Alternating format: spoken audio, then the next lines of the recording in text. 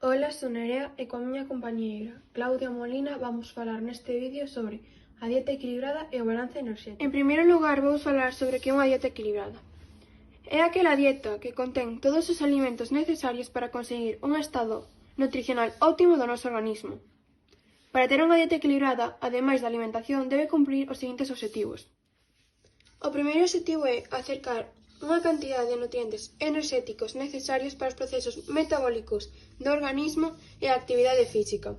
O segundo obxectivo é proporcionar suficientes nutrientes, proteínas, minerais e vitaminas ao organismo, que as cantidades de cada un dos nutrientes estén equilibrados entre sí, que as proteínas supoñan entre un 10 e un 15% da achega calórica total e que a cantidade total non sexa inferior a 75 gramos quilogramo por día.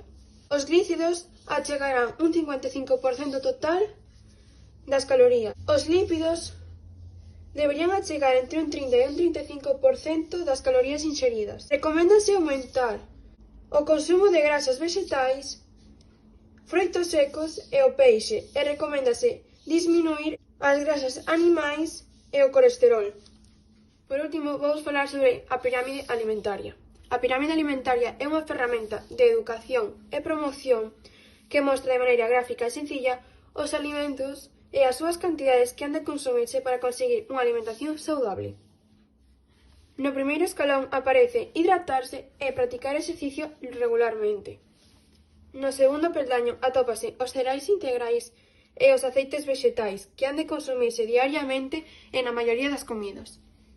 No terceiro escalón aparecen as froitas e as verduras, que son ricas en vitaminas, minerais e fibra, e han de consumirse 3 ou 5 ao día.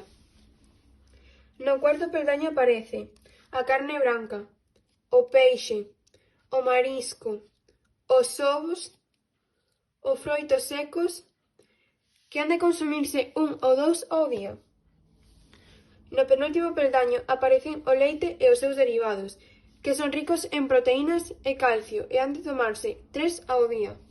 No último peldaño aparece a carne vermella, a manteiga, o azucre e os doces, que han de consumirse esporádicamente. Eu vou falar do balance enerxético. Fíxose un experimento no que se diminuiu considerablemente a ingestión de calorías dunha persoa, o que sorprendentemente non se traduciu nun descenso do peso, senón, moi ao contrario, nun aumento deste. Segundo os expertos, hai máis factores que influen no mantemento do peso. O balance enerxético é a relación entre o consumo ou dieta e o gasto enerxético, que depende de diferentes factores. Para manter o equilibrio enerxético é necesario axustar o balance entre a dieta e o gasto enerxético. O primeiro factor que vou comentar é o metabolismo basal. É o consumo enerxético relacionado coas reaccións metabólicas do organismo, que tamén se produce durante os períodos de repouso. O metabolismo depende do sexo, que é maior nos homes, da idade, que diminúe coa idade, e da proporción músculo-graxa. A maior relación, maior será a tasa metabólica. Tamén está condicionado por factores xenéticos. O seguinte factor é a dieta, que é o componente relativo á cantidade e o tipo de alimentos que determinan a achega enerxética ao organismo. Despois temos a termoxénese, ou tamén coñecida como acción termoxénica dos alimentos. É o gasto enerxético necesario do corpo para dixerir e absorber os nutrientes dos alimentos. Finalmente, o último factor que intervén no balance enerxético é a actividade física, que o que fan é incrementar a actividade metabólica pola maior demanda de enerxía. Hai 3 tipos de actividades físicas, e vounas contar de menor a maior gasto enerxético. A primeira son as actividades sedentarias, como por exemplo estar sentado tranquilo. Despois temos as actividades moderadas, como a xogar ao voleibol ou ao golf, máis concretamente cargar os bastóns. E finalmente temos as actividades intensas, como a xogar ao baloncesto ou ter unha rutina de levantamento de pesas. E aquí poño as calorías respectivamente a cada deporte.